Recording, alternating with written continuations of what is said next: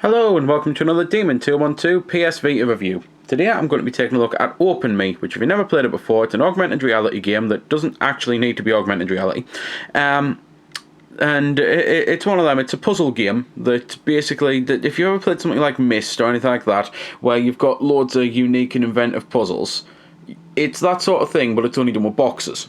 And each box has a definitive solution, and you basically work your way through the boxes, getting the prize, of which the prize is something daft. It could be a fried egg, it could be anything like that. I don't want to give too much away, because that's the whole point of playing the boxes. You want to see what's inside them, And basically, there's some basic rules in that. There's slide, there's tap, there's pushing two things at once, there's sequences, there's multiplayer boxes where I think you get 3 multiplayer boxes overall, and it says multiplayer can be played with 2 demos, but I don't know how many multiplayer boxes you get in the demo, and I've not got anyone here with me to be able to have a look at that.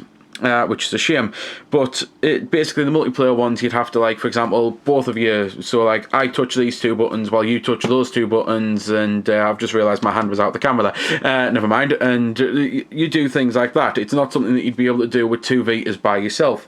Not that anyone really probably has 2 Vitas at the moment. There's not even much reason to buy 1 Vita, unfortunately. It's definitely the handheld, not that I regret, but it's the handheld, but I am sitting here thinking, even Sony are trying their best not to support it, and it's a bit of a shame. It's why pretty much if I didn't like download games, I'd have very little to play on my Vita, and it's why I love this so much, and it's going to give me so many hours, because I'll be honest, I haven't beaten every single box, but you don't kind of need to be able to give you the general gist of things, which is what the whole point of my vids are anyway, to give you the general gist. So anyway, you've got single box, multiplayer, final box, which obviously I haven't got final box unlocked. Challenge boxes, you can create your own boxes, send them to your friends, have them send them to you, and the developer's going to send out super boxes that you might be able to crack on that in a form of free DLC type thing. And they said they'll also make them available on the PSN, probably for cost, if you miss out on them, because it's one of those things that if you miss it, that's it, it's gone until you can then download it properly. You've got your rankings, you've got your inbox, you've got options in the PlayStation Store. I've pressed on inbox. It's basically for going to now search for any online boxes if I tell it to and that, so might as well do so, to be fair, because I haven't done it since getting the game, and might be a surprise here for us. Obviously not.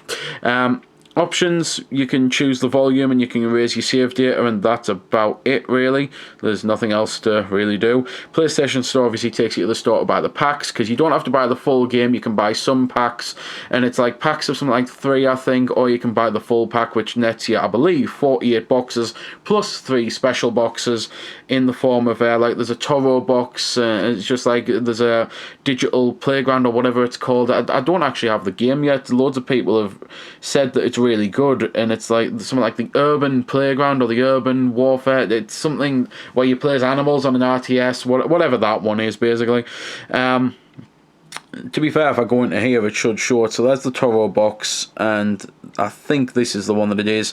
No, that's Gravity Rush, so it must be this one. Tokyo Jungle, that's it, Tokyo Jungle. I knew it was something like an urban environment with a lot of animals, so it's Tokyo Jungle. So because I've bought the full thing, I have got the full 13 boxes, and I'll just stick with the original boxes, really, because, again, I don't want to spoil what's in them or anything. So I'll go on this one, and you can choose ER marker or no ER marker.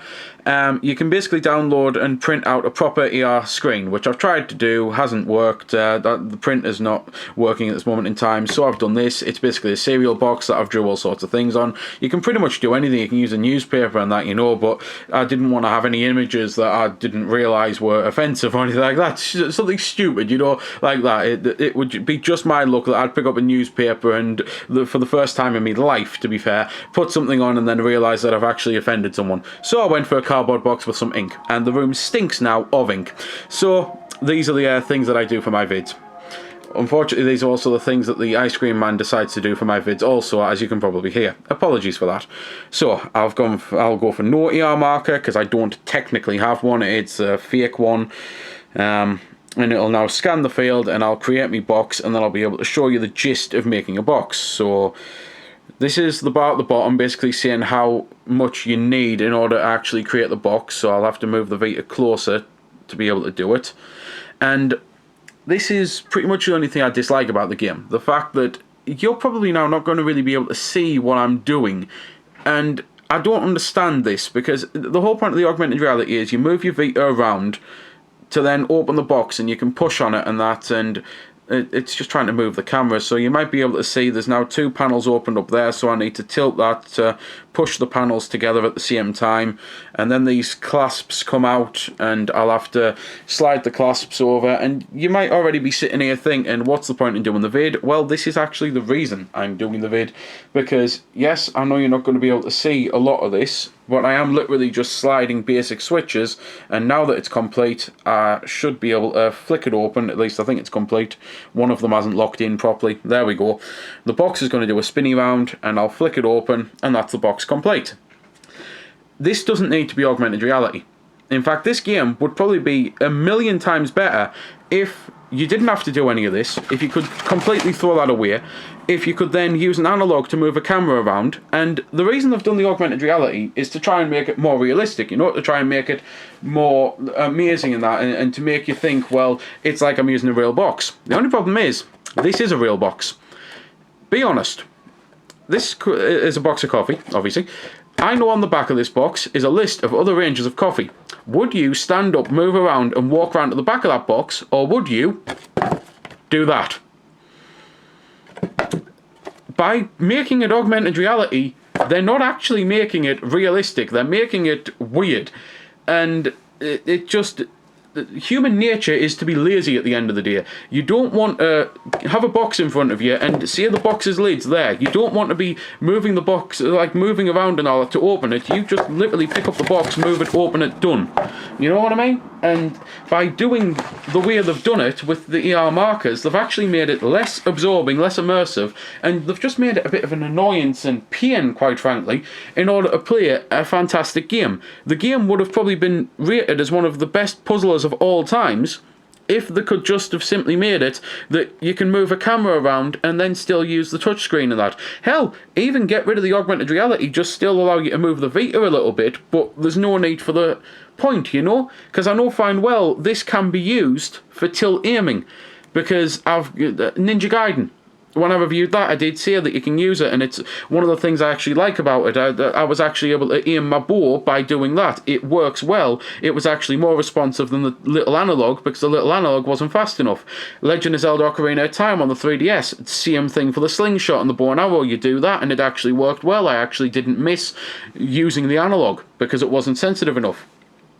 So they could have made this a fantastic puzzle game that absolutely everyone would go out and play, by making it that the right analog moves the camera around and you can solve the boxes like that. Instead, by doing it like this and making you move around and that and stand up, it means that people who are going to have pretty much a clear room where they can put a table with nothing around it, put this marker or a newspaper or something on the table so that you can then move around it yourself, instead of just making it almost like a proper game. They've tried to make it realistic, but in doing so they've actually made it less realistic, and it's a shame, because it really is a fantastic logic puzzler. I absolutely love everything about it. I've thoroughly been enjoying how the boxes are created and like the solutions and that, but every single time I play it I can't help but think, well, why the hell can't I just move the analog to move my vision of the box? Why do I need to move myself?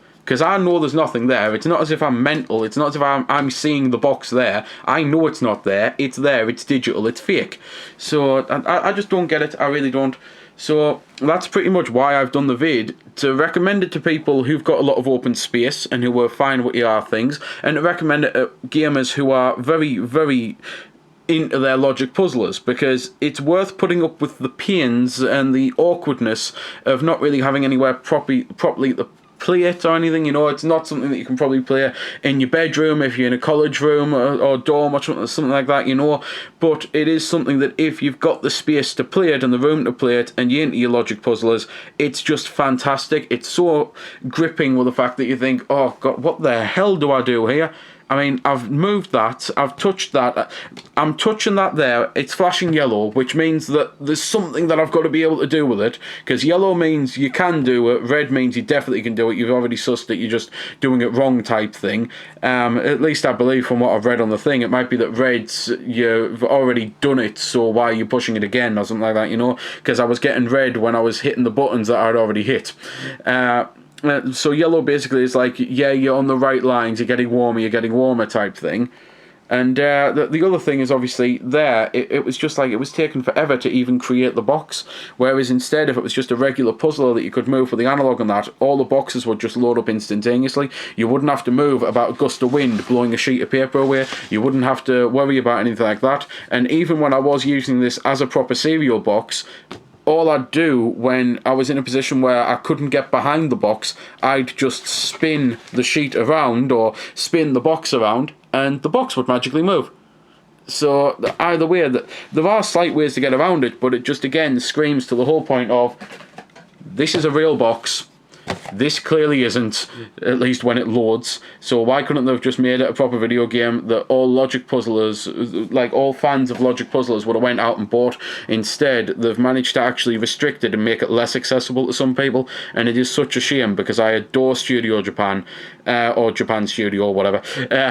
Probably a bit stupid to say you adore the company and then mix up their names. Anyway, I adore the company. I love everything that they've done. The local Roco games and that, they're always a reason to be on the lookout for console games and handheld games, but every now and then they do something a little weird, and I think this is definitely it. This is their what the hell were they thinking moment, because they could have made a brilliant game had it just not been for the ER cards. Instead, they've made a good fiddly game that is just one step away from greatness.